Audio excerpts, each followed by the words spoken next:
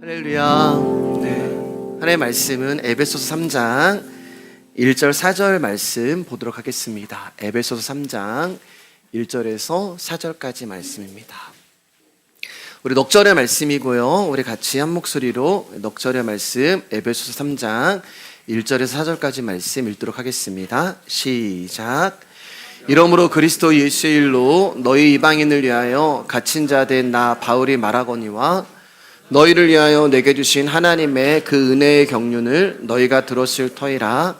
곧 계시로 내게 비밀을 알게 하신 것은 내가 먼저 간단히 기록함과 같으니 그것을 읽으면 내가 그리스도의 비밀을 깨달을 것을 너희가 알 수 있으리라. 아멘. 제가 지난주에 에베소서 18번째 시간이라고 말씀을 드렸는데 아무리 생각해도 18번보단 더 많이 한 것 같은 기억이 있어서 다시 한번 이거 천천히 쉬어보니까 지난주가 23번째 에베소서를 나눴고요. 오늘은 24번째 에베소서 3장 두 번째 시간을 나누도록 하겠습니다. 옆 사람하고 인사하겠습니다. 귀하십니다. 네, 오늘 말씀의 제목은 은혜의 경륜과 그리스도의 비밀이라는 제목으로 에베소서 3장 두 번째 시간 나누도록 하겠습니다. 우리는 지난 시간에 1절 말씀을 통하여서 이방인에게 복음을 전하는 일로 감옥에 갇힌 바울이 이 또한 그리스도 예수의 일이라 하며 자신을 감옥에 집어넣으신 하나님으로 인하여 기뻐하고 그 안에서 복음으로 인하여 평안을 누리며 당당함과 자부심을 누리고 있는 모습에 대하여 우리 지난 시간에 자세하게 말씀을 나눴습니다. 그리고 바울이 이제 이어서 4절과 2절과 4절 말씀까지 교회라는 저와 여러분들을 향한 하나님의 영원하신 경륜과 작정이 무엇이고 그 영원한 경륜과 작정이 역사 속에서 어떻게 성취하는지를 말씀하고 계세요. 먼저 2절 말씀 우리 다시 한번 읽어보도록 하겠습니다. 시작. 너희를 위하여 내게 주신 하나님의 그 은혜의 경륜을 너희가 들었을 터이라. 여기 2절 보면은 바울이 하나님의 그 은혜의 경륜이라고 이야기를 해요. 경륜이라고 하는 말은 일반적으로 천하를 통치하는 일 이런 뜻이 되지만 신학적으로 이 말씀의 뜻은 하나님께서 당신이 세우신 뜻과 계획을 이루시는 일, 하나님이 당신이 세우신 뜻과 계획을 완성하는 일이라고 경륜을 이야기할 수가 있습니다. 그런데 중요한 것은 그 경륜이라고 하는 단어 앞에 하나님의 은혜라는 문장이 기록되어 있는 거예요. 그러니까 이 땅에서 살아가는 성도의 삶은 하나님이 세우신 뜻과 계획대로 이루어지고 완성이 되는데 그 모든 성도의 삶을 하나님의 은혜다라고 얘기하는 거예요. 하나님의 은혜가 개입함으로 말미암아 저와 여러분의 인생이, 저와 여러분의 삶이 하나님이 세우신 뜻과 계획대로 이루어진다고 성경이 말씀하고 있어요. 그래서 우리가 성경을 창세기부터 쭉 보면 거기에 나오는 인물들이 우리의 인생과 같은 삶을 살아가잖아요. 그리고 성경 전체에 하나님의 은혜의 경륜이 그들 가운데 역사하는 것처럼 저와 여러분의 인생의 여정에도 실질적으로 하나님이 개입하시고 이끌어 가신다는 것입니다. 우리의 인생을 당신의 뜻으로 다스리시며 우리의 삶을 당신의 뜻이 이루어지는 방향으로 인도해 가시는 거예요. 그래서 우리가 욥기 23장 말씀 많이 나눴지만 나의 가는 길을 나는 모르는데 그분이 아신다라고 하나님이 말씀하고 계시는 거예요. 근데 문제는 뭐냐? 우리가 이 하나님의 은혜의 경륜을 쉽게 받아들이지 못하고 실감하지 못한다는 것입니다. 왜냐하면은 그것도 자주 드리는 말씀이지만 우리가 하나님 앞에 원하는 게 있잖아요. 우리가 하나님께 바라는 게 있잖아요. 우리가 예수를 믿으면서 꿈꾸는 핑크빛 미래가 있었는데 사실 예수 그리스도를 믿으면서 내 피부로 접하는 우리의 현실은 핑크빛이 아니라 잿빛이고 항상 우리의 욕망에는 한없이 부족하고 때로는 불만과 원망이 나올 정도로 내 인생 가운데 하나님으로부터 주어지는 만족이 없기 때문에 그래요. 그래서 이 은혜의 경륜, 내 인생을 하나님이 이끌어 가시고 개입하시고 당신의 뜻과 당신의 목적대로 끌고 가신다고 하는 이 경륜을 쉽게 받아들이지 못합니다. 만족이 없기 때문에 그래요. 사람들은 모두 어떤 것에 목말라 하고 줄이며 살아가죠.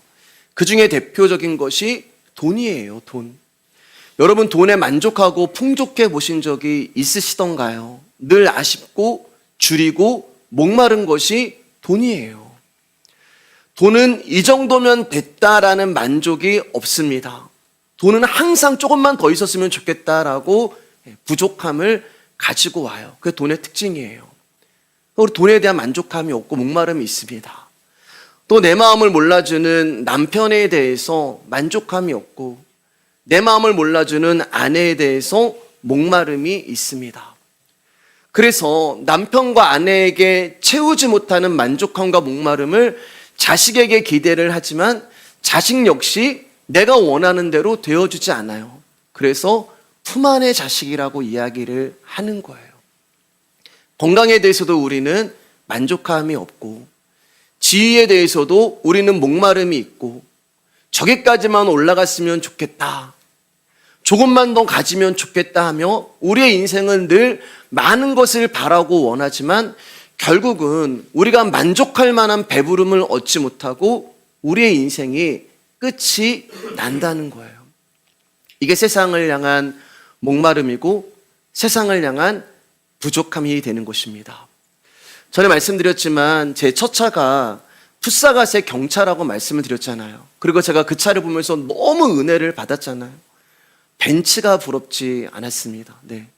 이번에 저희 청년들 이제 쭉 수련회를 이제 강릉으로 가면서 차가 막히는데 차들이 많잖아요. 그래서 이제 제 차에는 이제 형제들만 타고 갔는데 타고 싶은 차가 뭐야? 갖고 싶은 차가 뭐 이런 얘기들이 나왔어요. 우리 교회 한 청년이 마흐바흐라고 이야기를 했습니다. 네. 꼭 가지기를 축복합니다. 네. 경차를 샀을 때 저는 정말 벤츠가 부럽지 않았어요. 너무 배부르고 너무 만족했습니다. 한 달 지나니까 어떻게 돼요? 그 배부름이 꺼지는 거예요. 땅을 치면서 후회했습니다. 소형차를 살 걸. 좀 지나니까 소형차에 대한 목마름이 이제 생기잖아요. 그럼 제가 여러분 소형차를 샀으면 그 다음은 뭐예요? 중형차에 대한 목마름이 있을 것이고, 중형차를 샀으면 마흐바흐에 대한 목마름이 있을 거예요. 그런데 여러분, 저는 제가 그 대형차를 소유할 수도 없고 탈 수도 없다는 것을 알아요.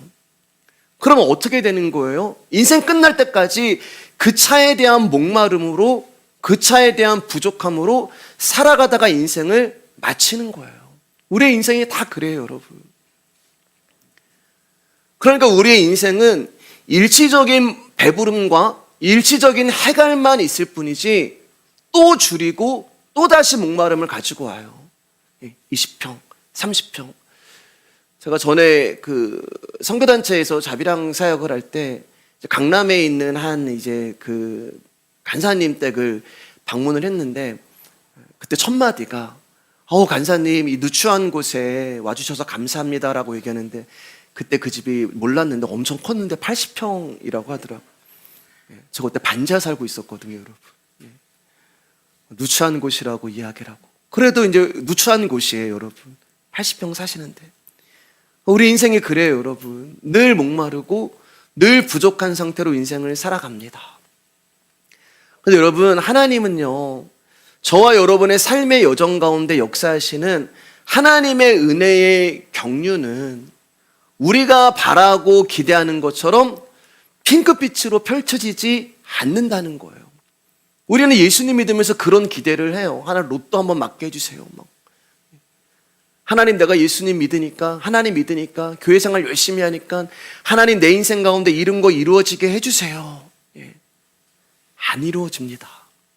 왜냐하면 하나님은 당신의 백성을 세상과 다른 환경으로 특별히 인도하지 않으시기 때문에 그래요. 비진리에 있는 세상 속에서 동일하게 고난과 어려움과 인생의 무거운 짐을 경험하게 하시면서 그 안에서 하나님의 은혜와 사랑의 눈을 뜨게 하시는 것이 하나님의 은혜의 경륜이 되는 것입니다. 우리 2절 말씀을 다시 한번 보면 너희를 위하여 내게 주신, 이렇게 말한단 말입니다. 바울에게 하나님이 은혜의 경륜을 주셨는데 너희를 위하여, 이게 뭐예요? 복음을 전한 거잖아요. 복음을 증거한 거예요. 말씀을 전한 거예요. 그런데 하나님이 바울에게 은혜의 경륜을 주셨는데 지금 바울이 어디 있는 거예요? 감옥 안에 있는 거예요. 핑크빛이 아니란 말입니다. 열심히 복음을 전하고 지난 시간에 말씀드린 것처럼 매를 맞고 배가 고프고 죽을 것 같고 그렇게 하나님을 위해 열심히 일했으면 바울에게 하나님이 적어도 먹고 살게 해주셔야 되는데 바울을 향한 하나님의 은혜의 경륜은 감옥이라는 거예요. 근데 바울이 이걸 뭐라고 얘기해? 1절 말씀 가운데 예수의 일이라고 말씀하고 있는 것입니다. 즉 바울이 감옥에 있는 것이 바울을 향한 하나님의 은혜의 경륜이 되는 거예요.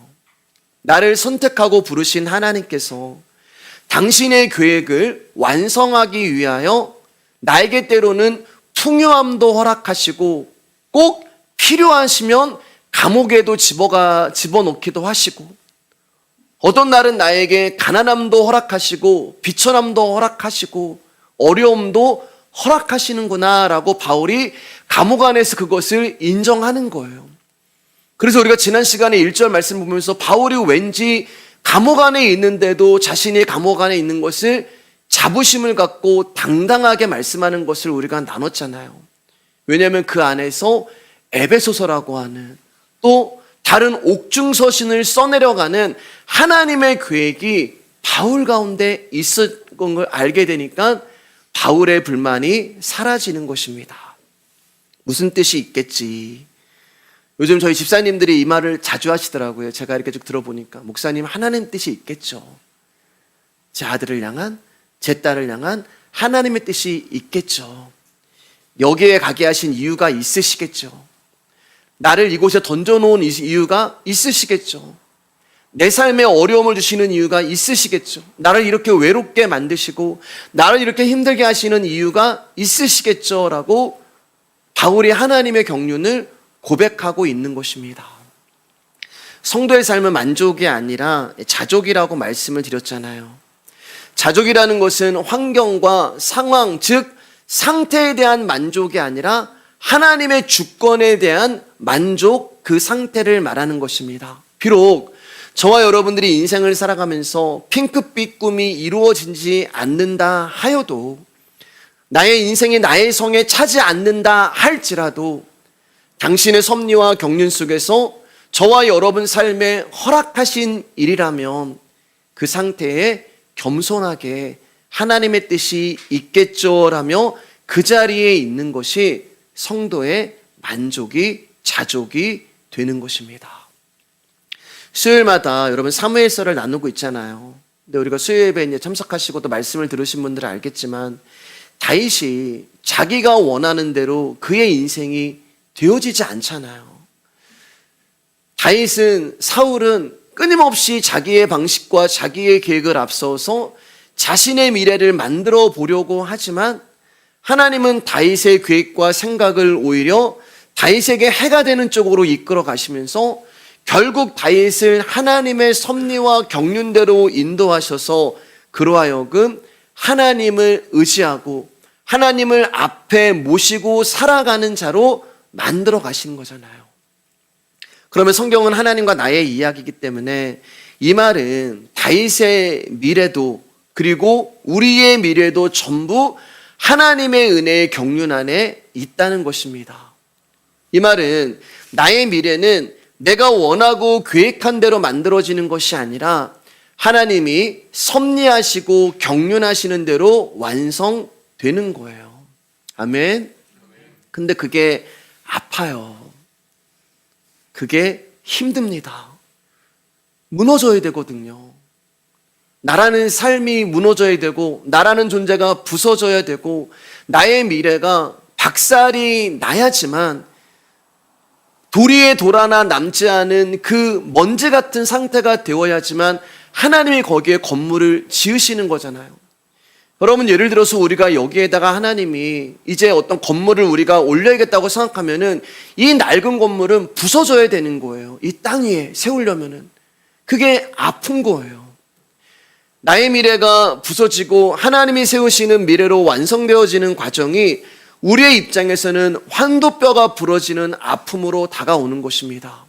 그렇게 우리는 고난이라는 하나님의 섭리와 경륜으로 한 걸음씩 한 걸음씩 이리 깨지고 저리 깨지면서 아브라함에서 아브라함으로, 사레에서 사라로, 야곱에서 이스라엘로 넘어가면서 그분의 영광을 위한 도구로 사용되게 되는 거예요. 피조물인 저와 여러분들이 하나님의 도구로 사용되는 것만큼 영광된 것이 어디 있겠어요? 여러분, 하나님의 경륜을 믿지 못하시겠다면, 그래도 내 인생 가운데 하나님에 대한 만족이 없고 불만과 불평이 나온다면 여러분, 우리의 자신을 솔직하게 한번 들여다보시기를 바랍니다. 시들어가는 몸이고 나의 속은 더러운 냄새로 가득한 것이 우리라는 존재잖아요. 그래서 성경은 우리를 향하여 허물과 저런 죽은 자들이라고 정의하시는 것입니다. 이러한 우리들을 하나님이 택하시고 부르셨습니다. 죽은 자를 부르셔서 쓰시겠다고 저와 여러분들을 부르신 거예요. 냄새나는 자를 부르셔서 세우시겠다고 저와 여러분들을 부르신 거예요. 쓸모없는 자를 부르셔서 당신의 영광을 위하여 사용되는 도구로 사용하시겠다고 저와 여러분들을 부르신 것입니다. 만약 하나님이 우리를 그리스도의 피로 구속하기로 계획하지 않으셨다면, 그 계획을 이루시기 위하여 우리의 인생 가운데 섭리하지 않으셨다면, 그 경륜이 실현됨으로 인해 우리가 하나님의 거룩한 백성으로 존재하지 않았다면, 여러분, 저와 여러분들은 말 그대로 먼지고 저와 여러분들은 사망의 존재일 뿐이에요. 그렇기 때문에 우리가 하나님의 관계에서 세워야 할 잣대는 은혜밖에 없는 거예요.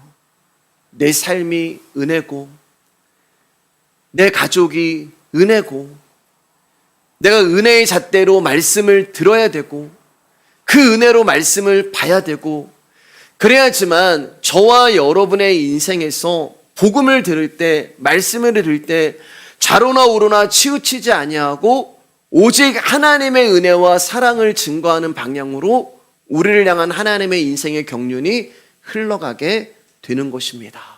우리 3절과 4절 같이 읽겠습니다. 시작.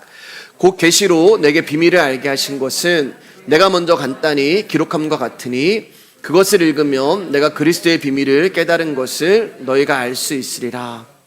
바울이 이제는 3절 4절에서 자신이 깨달은 비밀에 대하여 말씀을 하세요.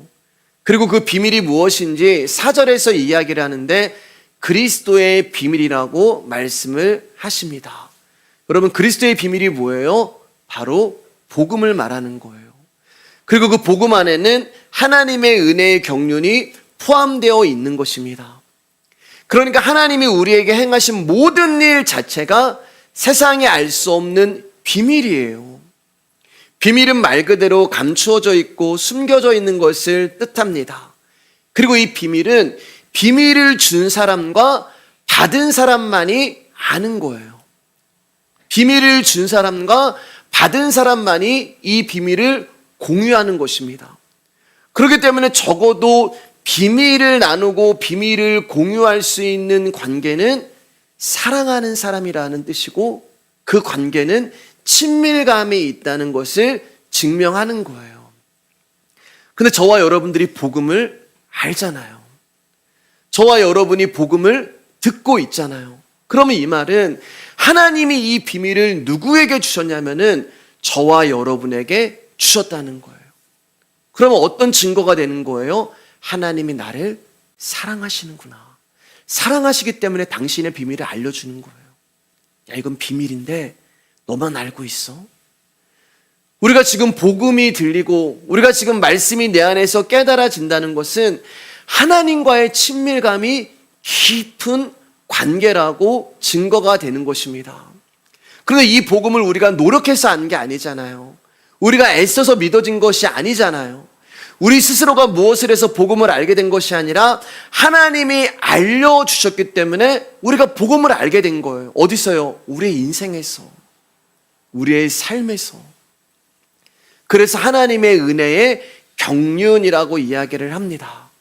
자, 그런데 3절을 보면 바울이 이 복음을 알게 된 통로를 이야기하는데 그것을 계시로 알게 되었다라고 얘기해요. 곧 계시로 내게 비밀을 알게 하신.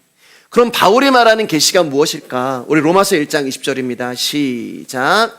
창세로부터 그의 보이지 아니하는 것들 곧 그의 영원하신 능력과 신성이 그가 만드신 만물에 분명히 보여 알려졌나니 그러므로 그들이 핑계하지 못할지니라.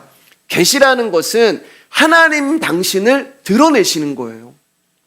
하나님이 당신을 알려주시는 것을 계시라고 이야기를 하는 것입니다. 하나님은 당신의 모습을 모든 만물들 가운데 피조물들이 핑계치 못하도록 당신을 알려주셨어요. 당신의 능력과 당신의 신성을 피조물들 가운데 드러내셨고 나타내셨어요.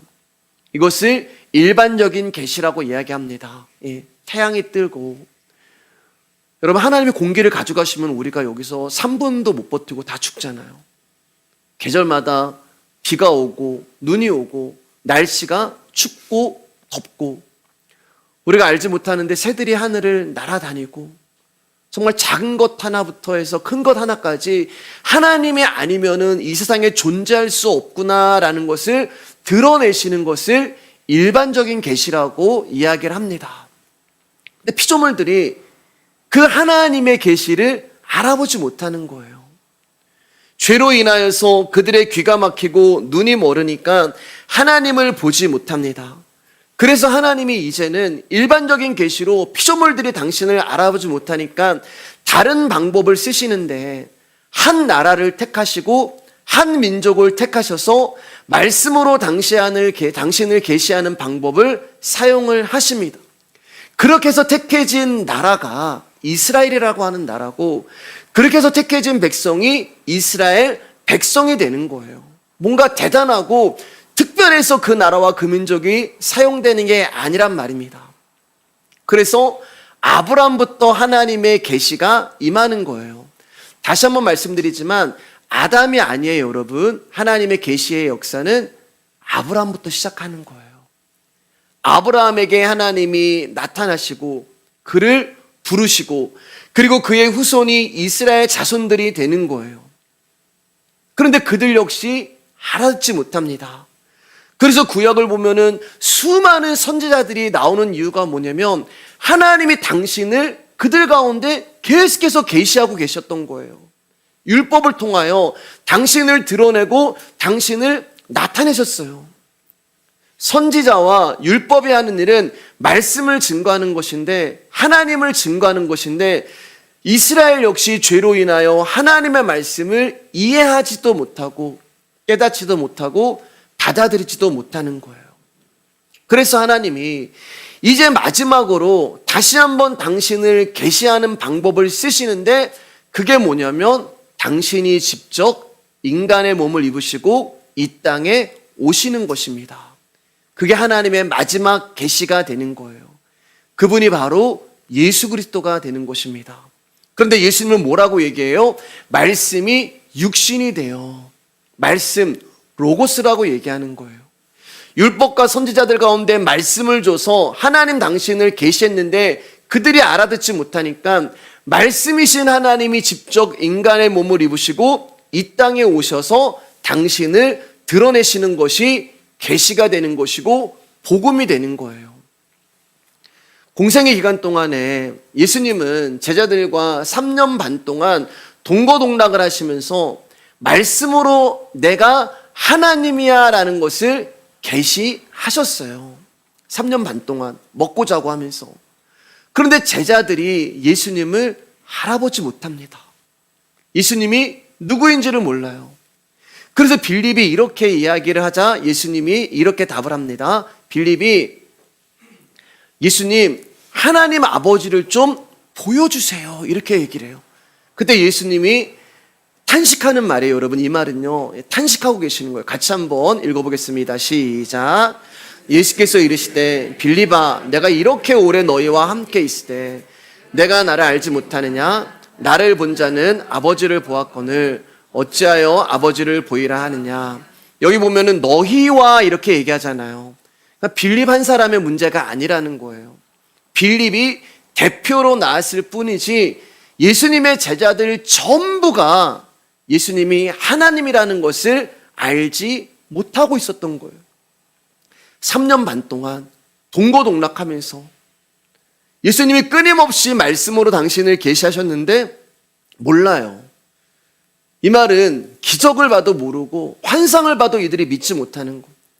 그래서 빌립의 질문에 하나님 아버지를 좀 보여주세요 라고 하는 이 빌립의 질문에 예수님이 어쩌면 그 질문 듣고 멍하셨을 거예요.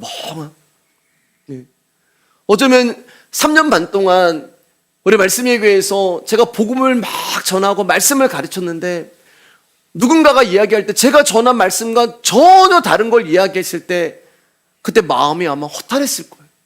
허탈해질 거예요. 멍해질 거예요.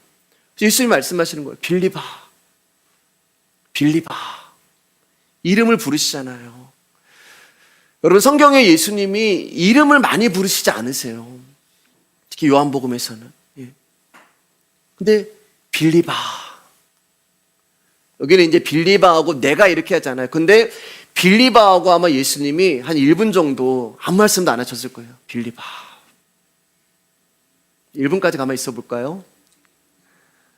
탄식하시면서 내가 이렇게 오래 너와 함께 있었는데, 내가 하나님인데 너와 이렇게 오랜 시간을 함께 있었는데 답답하신 거예요.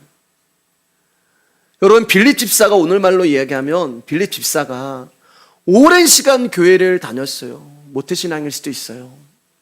오랜 시간 예수를 믿었어요. 오랜 시간 신앙생활을 해서 직분이 장로님도 되시고 권사님도 되시고 집사님도 되셨을 수도 있을 거예요. 오랜 시간 교회를 다녀서 봉사하시고 헌신하셔서 말씀이 무엇인지 복음이 무엇인지 안다고 이야기할 수 있었을 거예요. 근데 실질적으로 빌립 집사는 예수님이 누구인지 모릅니다.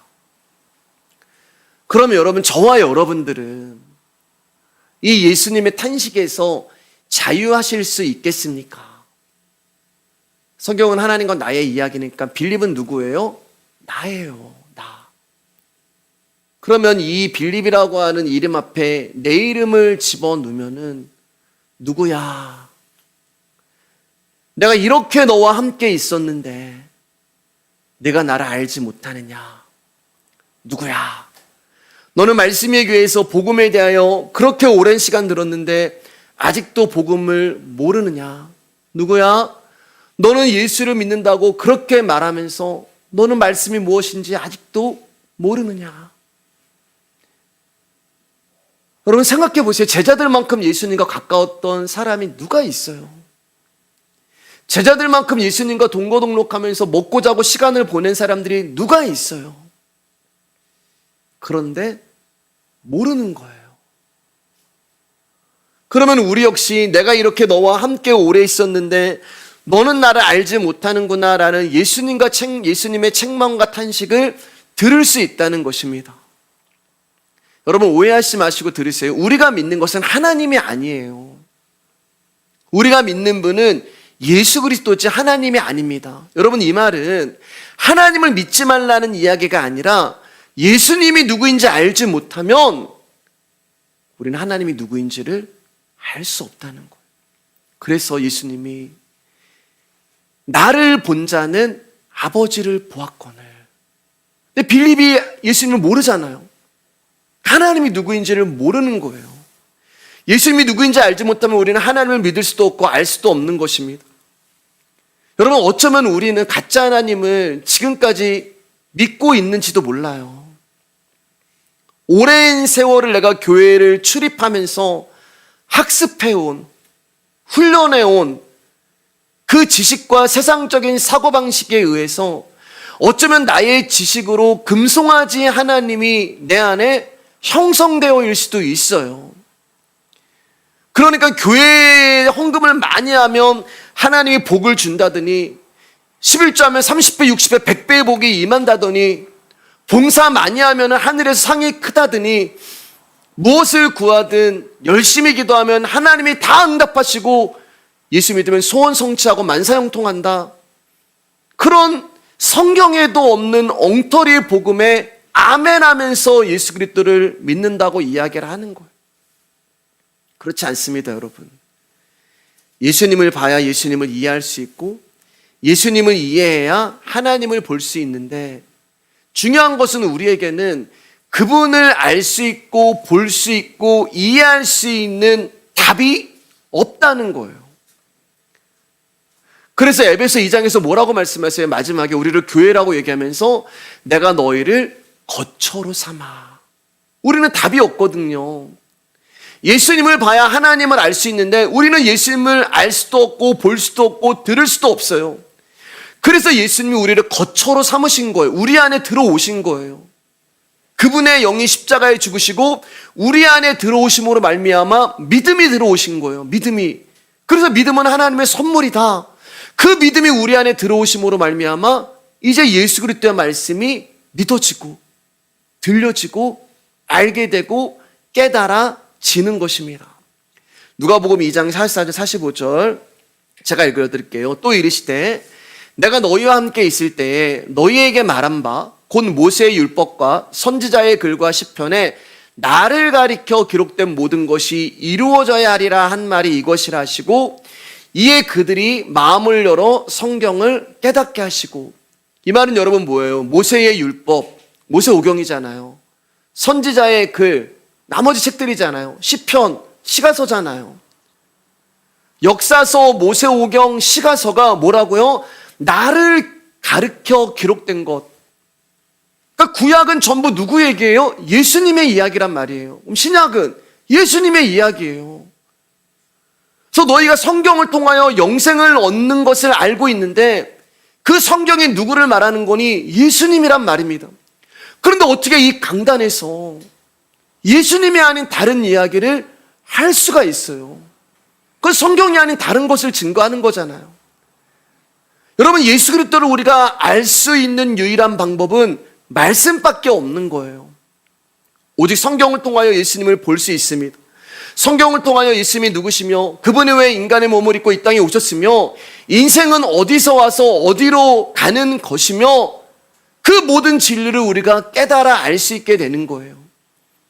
그런데 이것이 우리가 믿는 것이 아니라 하나님의 은혜의 경륜, 그 말씀이 우리를 찾아오시고 우리 안으로 들어오셔서 우리의 생명이 되어주시고 이 말씀이 들려지게 하시고 믿게 하시는 것입니다. 그러니까 놀라운 일이 일어났잖아요, 여러분. 뭐예요? 빌립도 믿지 못하고 빌립도 알지 못하고 빌립도 듣지 못하는 보지 못하는 예수 그리스도가 우리는 믿어진단 말입니다.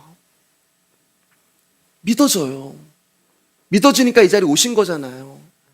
하나님 나라가 있는 것을 믿어요. 보이지 않는데, 잡히지 않는데, 어떻게 증명할 수 없는데 하나님을 부인할 수가 없어요. 하나님 나라가 있다는 것을 분명히 믿어지는 거예요.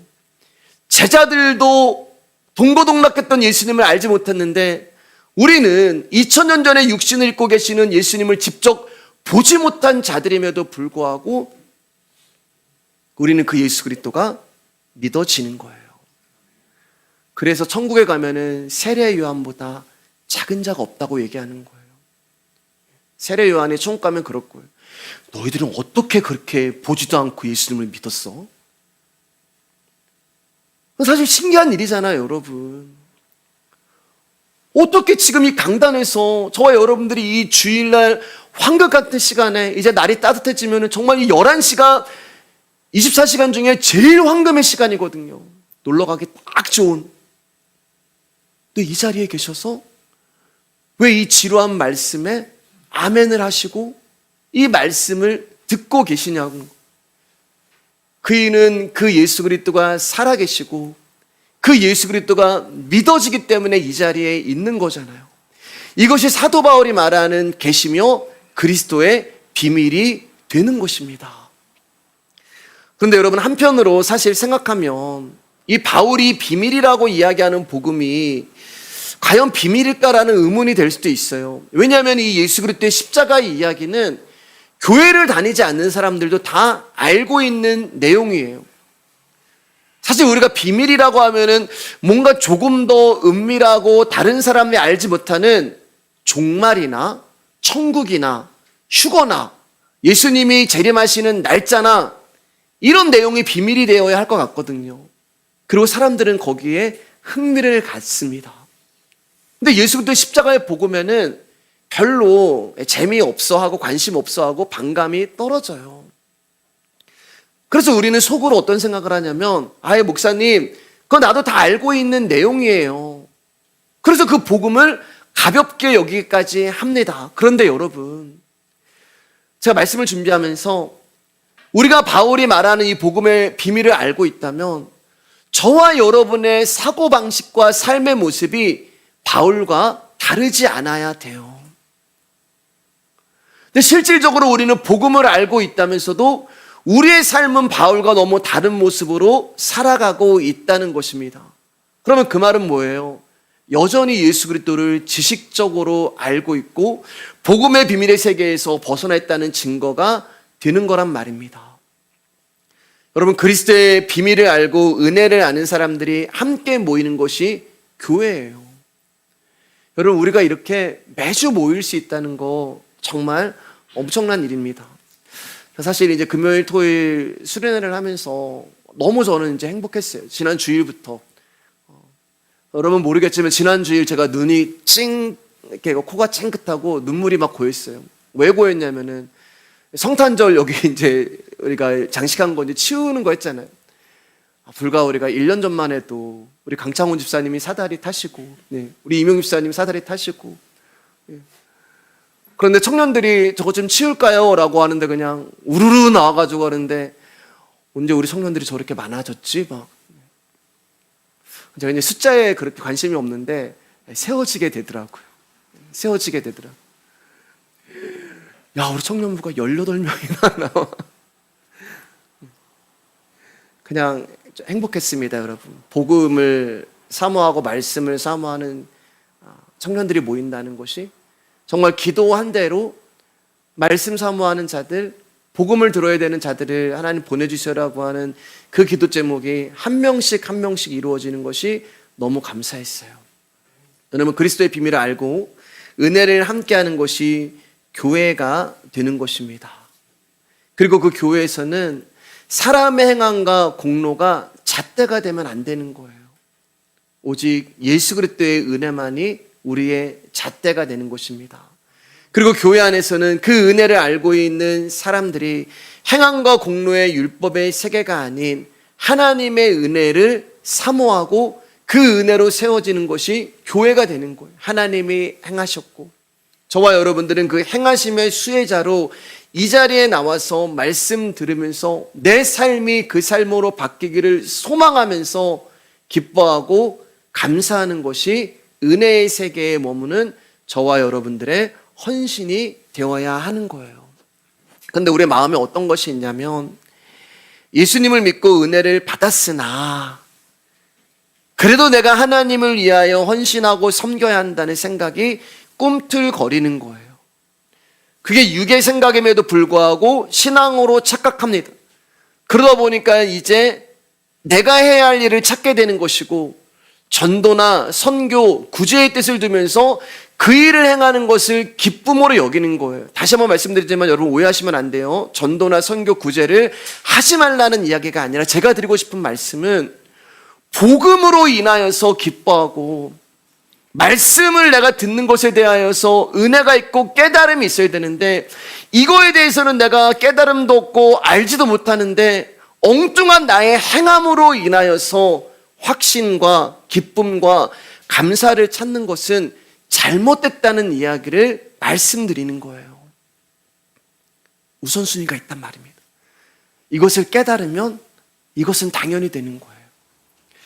어제 청년들하고 이제 식사를 하면서 장기 선교 얘기가 나왔어요, 여러분.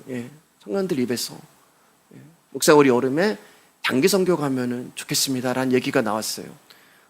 제가 시킨 거 아니고 여러분. 복음을 알고 말씀을 알면 그 이야기가 나옵니다. 그러면서 한 청년이 어른들도 같이 갔으면 좋겠다고 이야기를 했습니다. 여러분 아멘. 네, 아멘 하신 분들 꼭 같이 가시기를 바라겠습니다. 하면 좋을 것 같아요, 여러분. 정말로.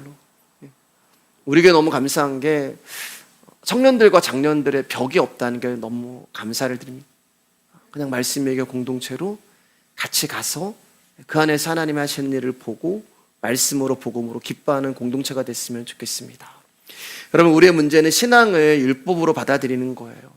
무언가를 실천하지 않으면 믿음이 없는 것 같고, 무언가를 행하지 않으면 게으른 것 같고, 무언가를 내가 이루지 않으면 약하거나 교회가 정체되어 가는 것 같고, 그런 마음을 우리가 가지고 있어요. 요새 이제 새벽 예배를 잠시 쉬고 있잖아요. 날씨가 이제 너무 추워서 힘든 것도 있지만, 사역자가 저 혼자 되다 보니 체력적으로 제가 조금 연약한 부분이 있습니다. 또 새벽에 이제 피곤 이기시고 나오시는 성도님 볼 때 안쓰러고 죄송한 이유도 있어요. 근데 여러분 마음에 혹시 그런 마음이 있을 수도 있을 거예요. 개척교회가 새벽 예배를 안 해? 이게 말이 되는 거야? 새벽에도 모이고 오전에도 모이고 집에 가서 식사하시고 밥은 이제 목사들이니까 또 모이고 저녁에도 기도해야 하고, 아니 목사님이 좀 성도들 좀 나오라고 해서 전도도 시키고 성도들 좀 막 나오라고 해서 막 기도회도 시키고, 그래서 빨리 교회가 성장하고 부흥해야지 교회가 어떻게 지금 망하려고 하나 이런 걱정하시는 분들이 혹시 계실지도 몰라요. 그런데 여러분, 하나님이 우리 교회 가운데 정말 원하시는 것이 무엇일까요? 우리 말씀의 교회 가운데 하나님 원하시는 게 무엇일까요? 수백 명 모이는 걸까요, 여러분? 수백 명, 어차피 말이니까 수천 명 모이는 걸까요? 네. 제가 얼마나 유명해지겠어요, 여러분? 여러분도 얼마나 유명해지시겠어요? 다 막 직분 받으시려고 막 그러실 거예요. 근데 여러분, 하나님이 우리 교회에 원하시는 것은 딱 하나예요. 그게 뭘까요? 당신의 생명을 주길 원하시는 것입니다. 당신의 비밀을 주길 원하시는 거예요. 그게 저와 여러분을 향한 하나님의 마음이지, 수백 명, 수천 명 모이는 게 하나님이 우리 교회 가운데 원하시는 게 아니에요. 만약에 수백 명 모였어요. 복음을 아무도 몰라요.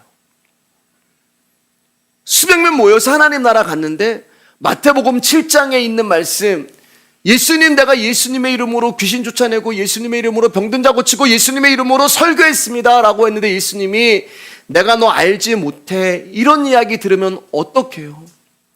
아무리 주의 이름으로 말씀 전하고 능력이 나타난다고 해도 그것은 생명이신 예수 그리스도가 하는 일이 아니라 거짓 선지자가 주의 이름으로 모양만 흉내내는 거라면 어떡해요? 한 사람의 목회자가 새벽 예배를 안 해서 성도들을 저주로 끌고 가는 것이 아니라 복음 가르치지 아니하고 예수 그리스도 가르치지 아니하고 말씀을 가르치지 않으면 여러분, 성도들을 데리고 지옥으로 가는 거예요. 그래서 세례 요한이 광야에서 개척을 한 것입니다. 광야에서. 왜요? 아무도 없잖아요. 아무도. 하나님이 세례 요한을 아무도 없는 곳에 개척시킨 거. 개척 멤버도 없어요. 메뚜기 몇 마리만 있었어요, 여러분. 설교할 때 아무도 안 들어요. 광야에서. 저 지난 수요일날 수요예배 많이 나오니까 힘이 난다고 얘기하잖아요. 세례 요한 힘 빠졌을 거예요. 그나마 메뚜기 한 3마리, 4마리 정도 있었을 텐데 그것도 이제 갈수록 없어지잖아요. 먹으니까, 잡아먹으니까. 세례 요한이 나중에는 메뚜기처럼 사라집니다. 다 사라져요, 광야에서는. 남는 건 뭐만 남아요, 여러분? 소리만 남는 거예요. 나는 소리요, 빈들에서 외치는 소리요. 광야에는 메뚜기도 사라지고 세례 요한도 사라지고 소리만 남는 거예요. 여러분, 그 말은 뭐예요, 여러분? 듣는 이가 있건 없건 말씀 전하라는 거예요. 광야에서 외치라면 외치고 전하라면 전하고. 그런데 놀라운 일이 일어나요. 광야에서 아무도 없는 그 광야에서 소리, 복음, 말씀만을 외치는데 예루살렘에 있는 사람들이 이 복음 들으려고 광야로 오는 것입니다. 그 사람이 1명이 될지 10명이 될지 100명이 될지 그것 또한 우리의 관심이 돼서는 안 돼요, 여러분.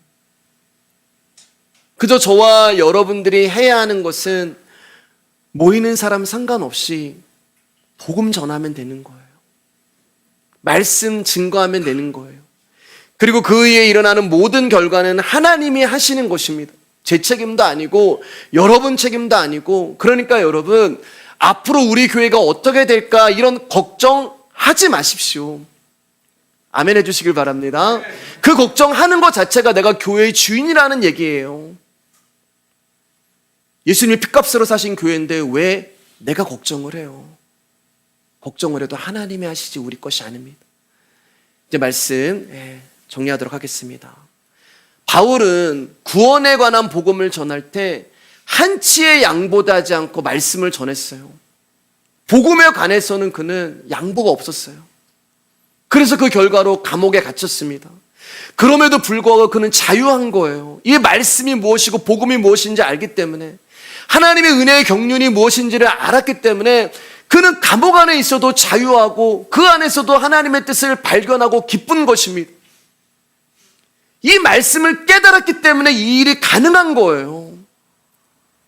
복음의 비밀을 깨닫고 복음이 무엇이며 복음의 세계의 눈이 열리게 되자 그가 진짜 예수 그리스도가 우리를 향한 은혜의 경륜이 무엇인지를 알게 되니까 다른 것들에 대해서는 양보하고 다른 것들에 대해서는 포기하지만 이 복음, 이 말씀, 이 예수 그리스도가 누군지에 대해서는 그가 양보할 수 없었던 거예요. 왜냐하면 비밀이니까. 비밀을 주신 하나님의 일이니까. 복음의 비밀을 향해 문이 열릴수록 우리의 심령은 그리스도를 지향하는 방향으로 나아가게 될 것입니다. 자기 소유를 다 팔아 보화가 감추어진 밭을 산 자처럼 저와 여러분의 소유 전부보다 그리스도가 귀하다는 믿음으로 하나님 나라를 소망하게 될 거예요. 그러니까 사랑하는 여러분, 무엇이 하나님의 뜻일까라는 그런 것도 걱정하지 마세요.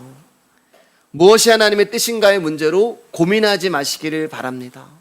왜냐하면 저와 여러분의 삶이 그리스도 안에 있고 하나님의 복음의 비밀을 알고 그분께 붙들려가는 인생이라면 그분이 나의 삶을 은혜의 경륜대로 책임져 가실 거예요.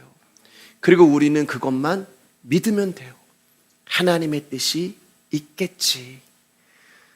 우리를 향한 하나님의 뜻은 하나님의 인도하심을 신뢰하는 믿음이라는 것 안에서 항상 기뻐하라, 쉬지 말고 기도하라, 범사에 감사하라는 그거 하나밖에 없는 것입니다. 때로는 나의 신앙이 보잘것없이 보인다 해도 실망하지 마시고요.